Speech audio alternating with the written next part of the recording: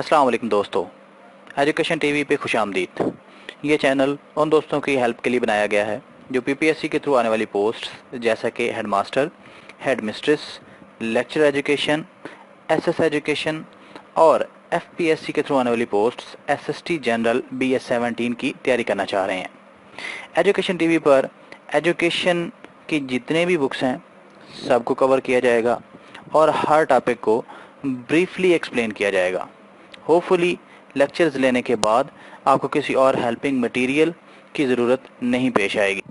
तो आइए स्टार्ट करते हैं आज का हमारा लेक्चर। फिलॉसफी ऑफ एजुकेशन में हमारा आज का जो लेक्चर है वो है रियलिज़म के बारे में। आज के लेक्चर में हम डिस्कस करेंगे कि रियलिज़म क्या है, exponents of realism, major concepts of realism, realism में एम ऑफ एजुकेशन क्या है, रियलिज़म का करिकुलम क्या है, रियलिज़म कौन से टीचिंग मेथड्स को फेवर करता है, इसमें टीचर का क्या रोल है, लिमिटेशंस ऑफ रियलिज़म, और एंड पर हम ये देखेंगे कि इसकी क्या लिमिटेशंस हैं। तो आइए स्टार्ट करते हैं। सबसे पहले बात करते हैं मेजर एक्सपोनेंट्स की। Aristotle, a Greek philosopher, is called the father of realism. जिस तरह प्लेटो को आइडियलिज्म का बाप कहा जाता है, इसी तरह एरिस्टोटल को रियलिज्म का बाप कहा जाता है। इसके बाद जॉन लॉक है, ये एक इंग्लिश फिलोसोफर था। जॉन मिल्टन है, ये एक मशहूर इंग्लिश पोएट था और इस फिलॉसफी का भी एक्सपोनेंट था। इरास्मस एक डच फिलोसोफर है। रिबेलियस एक फ्रेंच फिलोसोफर था। मोंटेग्यू ये एक इंग्लिश फिलोसोफर था और सोशल रियलिस्ट था। इसी तरह फ्रांसिस बेकन ये एक मशहूर इंग्लिश एसिस्ट है और एक सोशल रियलिस्ट है। लेक्चर में मज़ीद आगे बढ़ने से पहले एक चीज़ मैं आप लोगों को बता दूं कि जो हमारे पास फिलासफीज़ हैं आइडियलिज़म और रियलिज़म, ये दोनों एक दूसरे के अपोजिट हैं। अगर आप लोगों ने हमारा इससे पहले वाला लेक्चर जो कि आइडियलिज़म के ऊपर था, अगर वो अभी तक आप लोगों ने नहीं देखा तो काइंडली उसको पहले देख लें, क्योंकि रियलिज़म की बेटर अंडरस्टैंडिंग के लिए आइडियलिज़म को समझना बहुत ज़रूरी है। जो मेजर एक्सपोनेंट्स के बाद अब हम बात करते हैं कि मेजर कॉन्सेप्ट्स क्या हैं रियलिज़म के। तो realists believe that all knowledge is derived from experience. तो ये एक्सपीरियंस की बात करते हैं, जबकि आइडियलिस्ट जो हैं वो इमेजिनेशन की बात करते हैं। तो ये लोग एक्सपीरियंस के ऊपर फोकस करते हैं। फिर ये कहते हैं कि real world is a world of nature, what ever is in nature is either energy और मैटर। जो रियल वर्ल्ड है वो नेचर है, जो फितरती दुनिया है वो ही रियल वर्ल्ड है, जो नेचर की दुनिया है वो ही असल दुनिया है। फिर ये कहते हैं knowledge gained through senses is real. ये एम्पिरिकल नॉलेज की बात करते हैं। एम्पिरिकल नॉलेज वो नॉलेज जो हम अपनी 5 सेंसेस से हासिल करते हैं उसको एम्पिरिकल नॉलेज बोलते हैं। और ये एक पीपीएससी का रिपीटेड क्वेश्चन भी है कि एम्पिरिकल नॉलेज से क्या मुराद है। तो जो आइडियलिस्ट हैं वो एम्पिरिकल नॉलेज के ऊपर बिलीव नहीं करते, वो इमेजिनेशन के ऊपर फोकस करते हैं, लेकिन ये लोग एम्पिरिकल नॉलेज की बात करते हैं। इसके बाद realist stress matter over mind. ये लोग मैटर को फोकस करते हैं माइंड के ऊपर, ये मैटर को ज़्यादा इंपॉर्टेंस देते हैं माइंड के ऊपर। ये लोग ये कहते हैं कि माइंड इज़ नॉट रियल, जबकि आइडियलिस्ट कहते हैं माइंड जो है वो रियल है।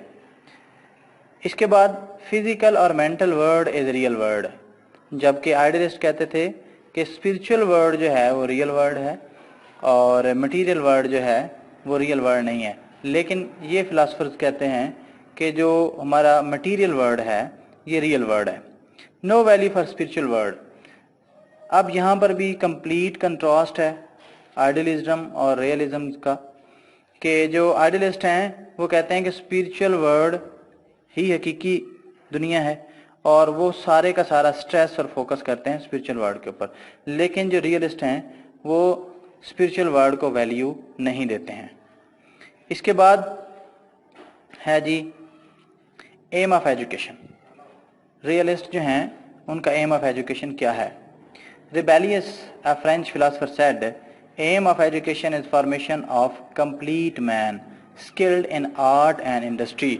अब यहाँ पर कंप्लीट मैन की ये लोग बात करते हैं कि जो ऐसा इंसान तश्कील देना जो हर हवाले से मुकम्मल हो, सिर्फ स्पिरिचुअल वैल्यूज उसके अंदर ना हो बल्कि वो हर हवाले से कंप्लीट हो, वो स्किल्ड हो और skilled in art and industry, उसको बाकी दूसरे जो जिंदा रहने के लिए काम हैं वो भी उसको आने चाहिए। Milton said education prepares for actual living. अब एक्चुअल लिविंग का मतलब जो हकीकी दुनिया में रहने के लिए उसको तैयार करना है। इसमें सिर्फ स्पिरिट की बात नहीं है, सोल की बात नहीं है, या सिर्फ स्पिरिचुअल लिविंग की बात नहीं है, बल्कि जो एक्चुअल लिविंग्स हैं, जो एक्सपीरियंसेस जिनसे उसने सीखना है, वो सारी चीज़ें जो हैं वो एम ऑफ एजुकेशन है। एक्चुअल लिविंग के लिए उसको तैयार करना, हकीकी दुनिया के लिए उसको तैयार करना, ये इनका एक कॉन्सेप्ट है, इनका ये एम है एजुकेशन का। उसके बाद है रियलिज्म एंड करिकुलम। ये किस तरह के करिकुलम को फेवर करते हैं जी। Main focus of realist is on science and math. ये साइंस और मैथ की बात करते हैं। एक्चुअल लिविंग के लिए जब आप किसी इंसान को तैयार करेंगे तो आप उसको साइंस भी पढ़ाएंगे, मैथ भी पढ़ाएंगे। देखें, आपने उसको स्किल्ड बनाना है तो ये दोनों चीज़ें उसके लिए ज़रूरी हैं। They focus on right subject for right student. ये फोकस करते हैं कि राइट सब्जेक्ट हो राइट स्टूडेंट के लिए, यानी कि जो इंडिविजुअल डिफरेंस का एक कॉन्सेप्ट है उसको ये लोग फॉलो कर रहे हैं। ऐसा नहीं है कि हर तालिब इल्म के लिए एक ही चीज़ हो, एक ही सब्जेक्ट हो, एक ही तरह की चीज़ हर तालिब इल्म को पढ़ाई जाए, ऐसा नहीं है। ये लोग फोकस करते हैं कि right subject for right student. Students को देखा जाए कि उसके लिए क्या मौजू है, जो उसके लिए मौजू है उसकी मेंटल कैपेबिलिटी के अकॉर्डिंगली वही चीज़ उसको पढ़ाई जाए। फिर ये किस तरह के टीचिंग मेथड को फेवर करते हैं जी। Inductive method, inductive method of teaching, यानी कि स्पेसिफिक से जनरल की तरफ जाते हैं, और synthetic method of teaching, part से होल की तरफ जाते हैं। ये इंडक्टिव मेथड और सिंथेटिक मेथड दोनों तकरीबन एक ही हैं। इंडक्टिव और सिंथेटिक दोनों में ये होता है कि आप स्पेसिफिक के जनरल की तरफ जाते हैं या पार्ट से होल की तरफ जाते हैं। जो लफ्ज़ सिंथेटिक है इसका मतलब ही है मुख्तलिफ पार्ट्स को मिलाकर एक होल बनाना।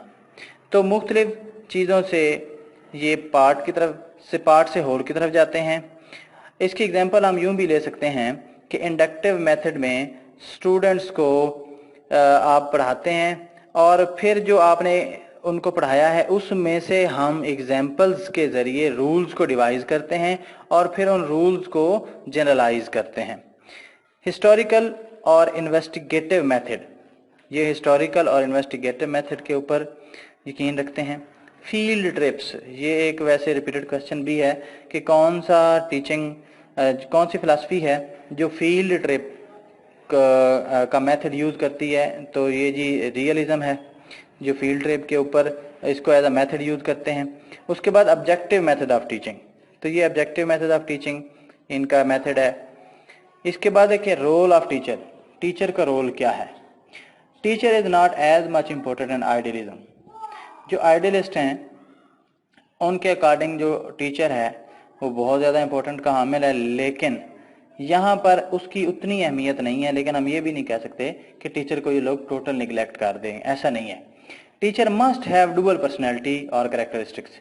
ये लोग ये कहते हैं कि टीचर के पास इसकी डुअल पर्सनैलिटी होनी चाहिए। अब उस डुअल पर्सनैलिटी में क्या चीज़ होनी चाहिए, एक तो ही must be able to identify the needs of students, उसको अपने तलबा की जो नीड्स हैं उसका पता होना चाहिए, उनको आइडेंटिफाई कर सके, and then guide the students, और फिर उसके बाद अपने स्टूडेंट्स को गाइड भी कर सके।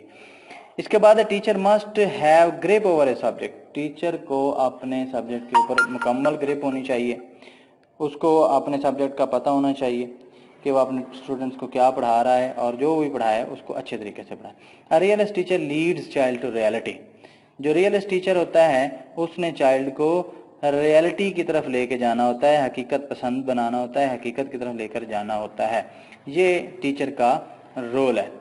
अब इसके बाद जो हमारा अब नेक्स्ट लेक्चर होगा जो रियलिज्म का है वो तकरीबन अब यहाँ पर लेक्चर एंड हो गया है।